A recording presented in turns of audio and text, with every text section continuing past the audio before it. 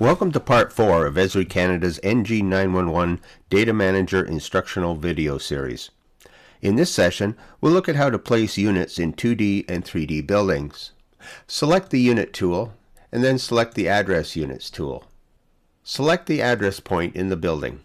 Start placing the units. When complete, key Escape. The Attribute panel will be displayed. You'll see that each unit has had the primary address added to the unit number. To add floors, select the Floors tool. Key in the number of floors, and change the floor height if desired. To skip a floor's actual number, such as 13, select the Regenerate option.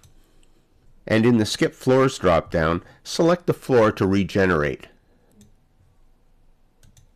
Select Renumber Floor to give the selected skip floor a new number, which in this case will renumber the floor 13 to 14.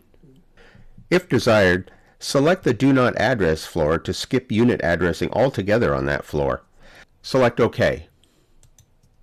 The unit address points will be placed on top of one another using the first floor as the template.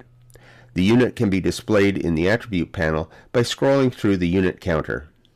Because a floor number was skipped, the numbering will go to units on floor 12 and then to units on floor 14. If everything is OK, select Save. Units can be placed in 3D building models such as BIM or multi-patch models. The model will have data that includes the unit numbers. Put the map in 3D mode and select the Address 3D Building Units tool. Select the building's address point.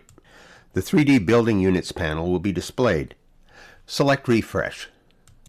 The floor units will be displayed on the map, and the floors to address will be listed under Unit Configuration.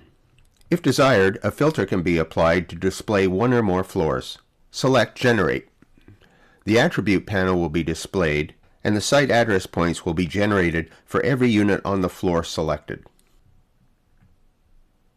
Up next is Part 5, Roads Tools.